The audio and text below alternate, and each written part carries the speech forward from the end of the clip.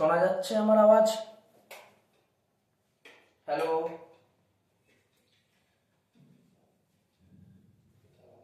শুনতে পাচ্ছ? বেশ, অনেকদিন পর আবার একটা টপিক নিয়ে তোমাদের সাথে আলোচনা করতে এলাম। এবার সেটা দশম শ্রেণী থেকে। আমাদের অধ্যায়টির নাম হলো প্রাণীদের সাড়া প্রদান ও রাসায়নিক সমন্বয়, যেটাকে তোমরা ছোট কথায় হরমোন বলে চেনো। ওকে, তো হরমোনের দুটো পার্ট, একটা প্ল্যান্ট হরমোন, একটা অ্যানিমেল হরমোন। কিন্তু আমরা আজকে অ্যানিমেল হরমোনের ইন্ট্রোডাকশন নিয়ে একটু আলোচনা করব। তো প্রথমেই তোমাদের কে বলবো যে অনেকদিন পর আবার তোমাদের সাথে দেখা হলো। কেমন আছো নিশ্চয়ই কমেন্ট করে জানাবে। ওকে, এবছর যে সমস্ত মাধ্যমিক পরীক্ষার্থীরা আসো, তারা আশা করি এই ইন্ট্রোডাক্টরি যে ভিডিও, তার থেকে তোমরা বেশ কিছু সুবিধা পাবে। ওকে, তাহলে চলো আজকে আমরা শুরু করি। ওকে,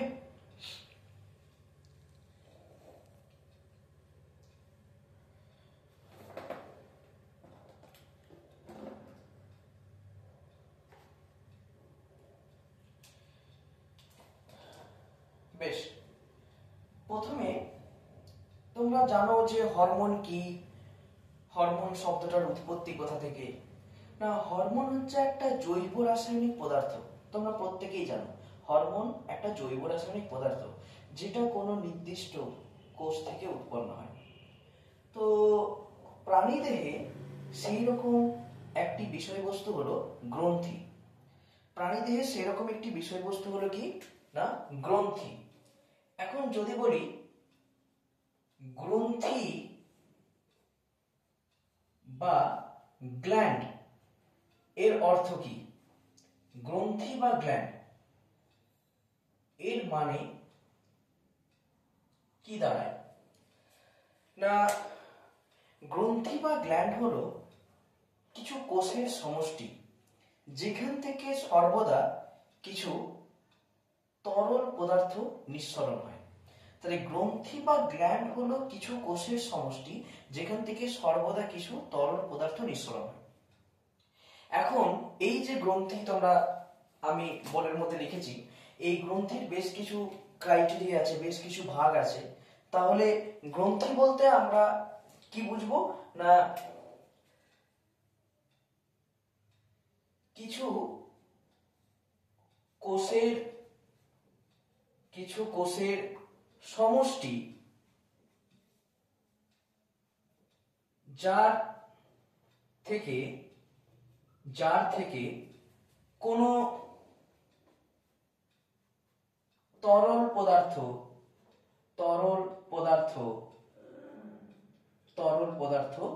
ক্ষরিত হয়। গ্রন্থি হলো কিছু কোষের সমষ্টি, যার থেকে কিছু তরল পদার্থ ক্ষরিত হয়। এখন আমাদের দেহে সেরকম অনেক গ্রন্থি তোমরা জানো। আমাদের ঘর্ম গ্রন্থি আছে, আমাদের সিবেসিয়াস গ্রন্থি আছে, আমাদের লালা গ্রন্থি আছে। কিন্তু এখানের ব্যাপারটা একটু আলাদা। এখানে গ্রন্থিকে আমরা দুটো ক্যাটাগরিতে ভাগ করব। একটা হচ্ছে অন্তঃক্ষরা গ্রন্থি বা এন্ডোক্রাইন গ্ল্যান্ড, আর একটা হচ্ছে বহিঃক্ষরা গ্রন্থি বা এক্সোক্রাইন গ্ল্যান্ড। তো আমরা যদি বলি যে গ্রন্থির যদি প্রকারভেদ আমরা যদি দেখি না, গ্রন্থির প্রকারভেদ হচ্ছে দুই প্রকার। গ্রন্থির যদি প্রকারভেদ দেখা যায়, তাহলে সেই প্রকারভেদ গ্রন্থির হচ্ছে দুই প্রকার। কি কি না, একটা হচ্ছে এন্ডোক্রাইন, যার বাংলা অর্থ হচ্ছে অন্তঃক্ষরা গ্রন্থি, এটা একটা। আরেকটা হচ্ছে, এটা এক, আর দুই হচ্ছে এক্সোক্রাইন, যার নাম হচ্ছে বহিঃক্ষরা গ্রন্থি। দুটো গ্রন্থি, একটা এন্ডোক্রাইন বা অন্তঃক্ষরা, আর একটা হচ্ছে এক্সোক্রাইন বা বহিঃক্ষরা গ্রন্থি। এখন অন্তঃক্ষরা বহিঃক্ষরা এটার মানে এটা কি, সেটা আজকে আমরা জেনে নেব এই ভিডিওতে। না, ধরে নাও ধরে নাও তোমাদের এটা হচ্ছে ধরো হাত, এটা মানুষের হাত, ওকে, এটা মানুষের হাত, এটা মানুষের হাত, ওকে। এই হাতের উপরে কি আছে? আমাদের স্কিন আছে। এই স্কিনটা আমরা দেখছি যে হাতের এখানটাতে স্কিন আছে, সমস্ত হাতে স্কিন আছে, আমাদের সারা দেহ চামড়া দ্বারা আবৃত। তাহলে এই স্কিনের মধ্যে কিছু সূক্ষ্ম সূক্ষ্ম ছিদ্র থাকে, যাদের মাধ্যমে কি বেরোয়? ঘামটা আমাদের শরীর থেকে নির্গত হয়। কিন্তু এটাকে যদি আমরা জুম করে দেখি বা এটাকে যদি আমরা বড় করে দেখি, তখন দেখব যে স্কিনের ভেতরে এটা এরকম টাইপের একটা গ্রন্থি আছে। স্কিনের ভেতরে এরকম টাইপের একটা গ্রন্থি আছে, যে গ্রন্থির ভেতরে ঘাম নামক তরল পদার্থটা, সোয়েট তরল পদার্থটা জমা আছে। ঘাম, ওকে, ঘাম জমা আছে। সেই ঘাম একটি নির্দিষ্ট নালীর মাধ্যমে নির্দিষ্ট পথে আমাদের দেহের উপরিতলে নির্গত হচ্ছে। অর্থাৎ আমরা যখন গরমকালে দেখবে গাটা পুরো ভেজা থাকে জলে, তাহলে ঘাম নির্দিষ্ট সময়ে নির্দিষ্ট ডাক্টের মাধ্যমে দেহের বাইরে নিঃসৃত হয়। তাহলে এখানে ডাক্ট কোনটা স্যার? এখানে ডাক্ট হচ্ছে এটা, এটা হচ্ছে এখানে ডাক্ট, অর্থাৎ এই সরু অংশটাকে আমরা এখানে ডাক্ট বলবো, এটাকে আমরা ডাক্ট বলবো, ডাক্ট, ডাক্ট বা নালী, এটাকে আমরা বলবো নালী। এই নালীর মাধ্যমে কি হচ্ছে? নালীর মাধ্যমে আমাদের ঘামটা দেহের বাইরে নির্গত হচ্ছে, অর্থাৎ এর মাধ্যমে আমাদের ঘামটা দেহের বাইরে নির্গত হচ্ছে। অর্থাৎ এই যে এক্সাম্পলটা আমি দিলাম, অর্থাৎ যে সমস্ত গ্রন্থি, এটা হচ্ছে একটা গ্রন্থি, কি নাম? যে স্যার এটা হচ্ছে ঘর্মগ্রন্থি, এটার নাম হচ্ছে ঘর্মগ্রন্থি বা সোয়েট গ্ল্যান্ড, ঘর্মগ্রন্থি। সেই গ্রন্থি থেকে নির্গত তরল পদার্থ একটা নালীর মাধ্যমে একটা নির্দিষ্ট সারফেসের উপর নির্গত হচ্ছে। এই ধরনের গ্রন্থিকে বলবো আমরা এক্সোক্রিন গ্ল্যান্ড। তাহলে যদি বলি বহিঃক্ষরা গ্রন্থি কি না, যে সমস্ত গ্রন্থির ক্ষরণ নালী পথের মাধ্যমে বাহিত হয়ে নির্দিষ্ট নির্দিষ্ট তোমার পথে নির্গত হয়, নালী পথের মাধ্যমে বাহিত হয়ে নির্দিষ্ট জায়গায় নির্গত হয়, তাকে আমরা কি বলবো না, তাকে আমরা বলবো তোমার বহিঃক্ষরা গ্রন্থি। চলো তোমাদের আরেকটা এক্সাম্পল দিই, ঠিক আছে? আরেকটা এক্সাম্পল দিতে, ঠিক আছে? আমি হাতটা এটা মুছছি, আরেকটা এক্সাম্পল তুমি দেখে নাও। ধরো নাও আমাদের একটা গ্রন্থি আছে যার নাম হচ্ছে পাকস্থলী, সেটাকে বলা হয় পাক গ্রন্থি। কেমন দেখতে স্যার? আমাদের পাকস্থলীটা হচ্ছে স্যার এরকম, আমাদের পাকস্থলী স্যার লাইক দিস, এরকম স্যার, ওকে, এটা আমাদের পাকস্থলী। পাকস্থলীর ভেতরে, ঠিক আছে, পাকস্থলীর ভেতরে বেশ কিছু ওইরকম কোষ লক্ষ্য করা যায়, সরি, পাকস্থলীর ভেতরে ওইরকম কিছু, হ্যাঁ, গ্রন্থি এরকম লক্ষ্য করা যাচ্ছে, এরকম গ্রন্থি পাকস্থলীর ভেতরে লক্ষ্য করা যাচ্ছে, ঠিক আছে? এখন এটাকে কি বলা হয়? গ্যাস্ট্রিক গ্রন্থি। তাহলে এই গ্রন্থি থেকে, পাকস্থলীর ভেতরের এই যে গ্রন্থি থেকে কি নির্গত হয়? পাকস্থলী কি HCl নির্গত করে, কিছু উৎসেচক নির্গত করে, পেপসিনোজেন, ঠিক আছে, HCl, এগুলো নির্গত করে। তাহলে এই গ্রন্থি থেকে কি কি নির্গত হয়? HCl নির্গত হচ্ছে, তার সাথে কিছু এনজাইম, উৎসেচক, সেগুলো নির্গত হচ্ছে। তাহলে এই ছবিটাও যদি আমি একটু বড় করে দেখে নিই, তাহলে এটাও দেখবো যে স্যার এটা হচ্ছে আমার গ্রন্থি, এটা হচ্ছে আমার গ্রন্থি, যার মধ্যে আমার বিভিন্ন রাসায়নিক উপাদানগুলো আমাদের রয়েছে, এই সেল আছে, এনজাইম আছে, এগুলো সমস্ত উপাদানগুলো এর মধ্যে রয়েছে, ওকে। এবার এই উপাদানগুলো যখন শরীরের জৈবিক প্রয়োজন হবে, তখন একটা নালীর মাধ্যমে নির্গত হবে। অর্থাৎ একটা নালী, এটা হচ্ছে একটা নালী, এটা হচ্ছে একটা নালী, এটাকে বলা হয়, আমি ডাক্ট বলছি, যেটা নালী। এই নালীর মাধ্যমে দেহের যেখানে ক্রিয়াস্থল, সেই ক্রিয়াস্থলে পৌঁছে সেখানে কাজ করবে, অর্থাৎ এটা দেহের বাইরে নির্গত হচ্ছে। তাহলে যে সমস্ত গ্রন্থির ক্ষরণ নালীপথের মাধ্যমে প্রবাহিত হয় তাকে আমরা কি বলবো? বহিঃক্ষরা গ্রন্থি। ক্লিয়ার? আরেকটা জিনিস হয় অন্তঃক্ষরা গ্রন্থি। এটা তো বহিঃক্ষরা হলো। অন্তঃক্ষরার সাথে বহিঃক্ষরার কি পার্থক্য? না, অন্তঃক্ষরা মানে এইরকমই গ্রন্থি, কিন্তু তার ক্ষরণটা নালীপথের মাধ্যমে প্রবাহিত না হয়ে সরাসরি রক্তে গিয়ে মিশবে। কেমন স্যার? ছবিটা একটু দেখে নিই। ঠিক আছে, তোমরা নিশ্চয়ই এটা খুব বুঝতে পেরেছো। ওকে, তাহলে সেই ছবিটা কেমন হবে দেখে নিই। এটা যেটা আঁকলাম সেটা কিসের স্যার? এটা হচ্ছে বহিঃক্ষরা গ্রন্থি। ওকে, বেশ। নেক্সট যেটা তোমাদের আমি দেখাচ্ছি সেটা দেখে নাও। ধরো আমাদের এই যে গলা, ঠিক আছে, এখানে কি ট্রাকিয়া। ট্রাকিয়া এরকম কিছু খণ্ড, সি সেট, কিছু খণ্ড খণ্ড অংশ নিয়ে গঠিত। ওকে, ধরে নাও এটা ট্রাকিয়া। ওকে, গলা, শ্বাসনালীর তে এক ধরনের সাইড দিকে এক ধরনের গ্রন্থি দেখা যায়। শ্বাসনালীতে এরকম সাইড দিকে এক ধরনের গ্রন্থি দেখা যায়। ওকে, এই ধরনের গ্রন্থি দেখা যায়। এই গ্রন্থিটার নাম কি স্যার? এই গ্রন্থিটার নাম হচ্ছে থাইরয়েড গ্রন্থি। Thyroid gland. গ্ল্যান্ড মানে গ্রন্থি, থাইরয়েড গ্ল্যান্ড। ওকে, এবার থাইরয়েড গ্ল্যান্ডকে আমরা বলবো অন্তঃক্ষরা গ্রন্থি। কেন স্যার? কি জন্য? তাহলে এই ছবিটার একটু ডিটেলস স্ট্রাকচার যায় না। থাইরয়েড গ্রন্থি আসলে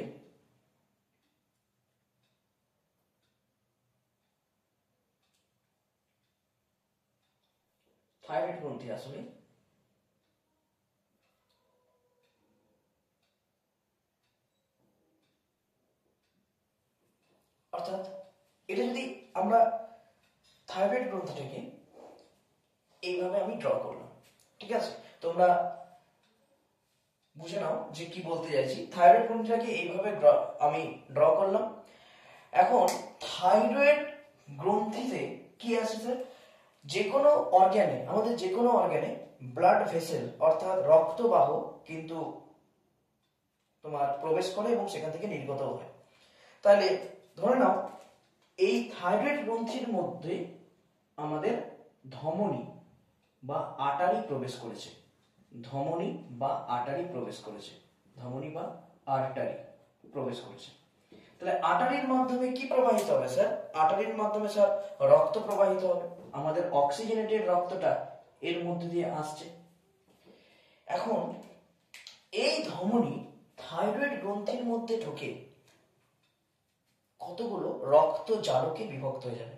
অর্থাৎ এর ভেতরে কিছু এরা এই ধমনীগুলো এইরকম ছোট ছোট সরু সরু রক্ত জালকে বিভক্ত হয়ে যাবে। এইরকম রক্ত জালকে বিভক্ত হয়ে যাবে। ওকে, এইরকম রক্ত জালকে বিভক্ত হয়ে যাবে।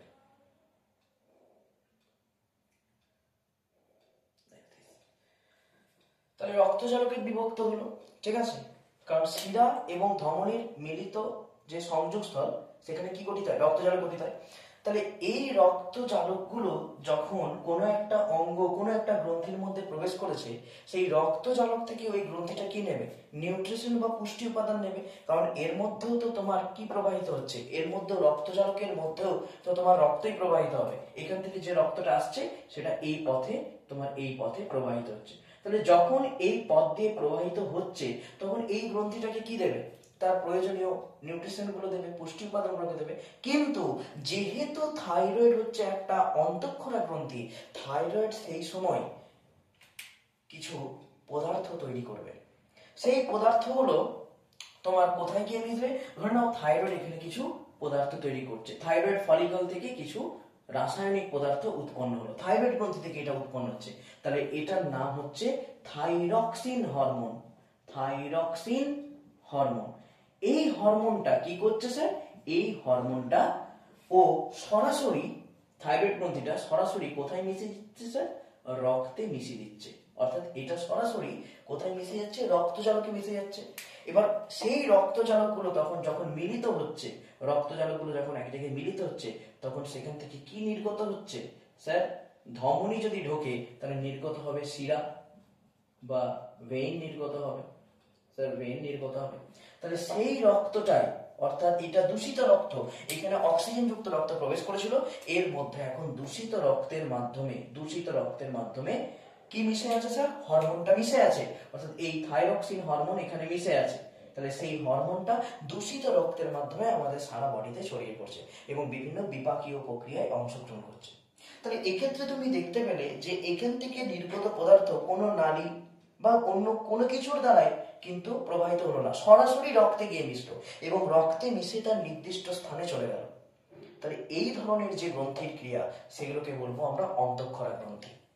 তাহলে সোজা কথা আমরা বলতে পারি এক্সোক্রিন গ্রন্থির যে ক্ষরণ সেটা নালীপথের মাধ্যমে প্রবাহিত হয়, কিন্তু অন্তঃক্ষরা গ্রন্থির যে ক্ষরণ সেটা নালীপথে প্রবাহিত না হয়ে সরাসরি রক্তে গিয়ে মিশে। বোঝা গেল? তাহলে সেই রক্ত এবার সারা শরীরে প্রবাহিত হয়ে নির্দিষ্ট নির্দিষ্ট জায়গায় কাজ করছে। এবার তোমাদের একটা বলে রাখি যে স্যার এন্ডোক্রিন অন্তঃক্ষরা গ্রন্থি থেকে শুধুমাত্র কিন্তু হরমোনই ক্ষরিত হবে। অন্তঃক্ষরা গ্রন্থি থেকে শুধুমাত্র হরমোনই ক্ষরিত হবে, হরমোন ছাড়া আর কোনো উপাদান সেখান থেকে ক্ষরিত হচ্ছে না। কিন্তু যদি বলি বহিঃক্ষরা গ্রন্থি থেকে কি ক্ষরিত হবে? স্যার বহিঃক্ষরা গ্রন্থি থেকে ক্ষরিত হবে স্যার উৎসেচক, উৎসেচকের ইংরেজি শব্দ হচ্ছে এনজাইম। স্যার স্যালাইভা, আমাদের যে লালা, সেটা ক্ষরিত হতে পারে। স্যার সোয়েট, ওকে, সোয়েট ঘাম, ওকে। স্যার মিল্ক, ঠিক আছে, ম্যামারি গ্ল্যান্ড মিল্ক, সেখান থেকে আমরা এসব ক্ষরিত হতে পারে। আচ্ছা স্যার মিউকাস, সেটা ক্ষরিত হতে পারে, ইত্যাদি ইত্যাদি। তাহলে শুধুমাত্র হরমোন এমন একটা পদার্থ যেটা কিনা অন্তঃক্ষরা গ্রন্থি থেকে ক্ষরিত হয়, কিন্তু যেটা বহিঃক্ষরা গ্রন্থি থেকে বাকি সমস্ত রাসায়নিক উপাদানগুলো যেগুলো উৎসেচক, হ্যাঁ, মিউকাস, হ্যাঁ, ঘর্ম, এই সমস্ত পদার্থগুলো কিন্তু বহিঃক্ষরা গ্রন্থি থেকে ক্ষরিত হয়। তাহলে আশা করি অন্তঃক্ষরা এবং বহিঃক্ষরা গ্রন্থির পার্থক্য তোমরা বুঝতে পেরেছো। ক্লিয়ার? এখন যদি তোমরা এর মধ্যে যদি কোনো ডাউট থাকে তাহলে তোমরা আমাকে অবশ্যই কমেন্ট করে জানাও যে কোন জায়গাটা তোমার বুঝতে অসুবিধা হচ্ছে, কোন জায়গাটা তোমরা মানে ডাউট রয়ে গেছে তোমাদের, সেই জায়গাগুলো তোমরা আমাকে কমেন্ট করে জানাবে। ঠিক আছে? তো এটাই ছিল তোমাদের আজকের হরমোন যে চ্যাপ্টার তার প্রথম একটা ইন্ট্রোডাক্টরি ভিডিও। পরের ভিডিওতে আমরা অবশ্যই প্রাণী হরমোনের ডিটেলস সবকিছু নিয়ে আলোচনা করব। ঠিক আছে? আজকে এই পর্যন্তই। ওকে, ভেরি ভেরি গুড। ওকে, ঠিক আছে, চলো।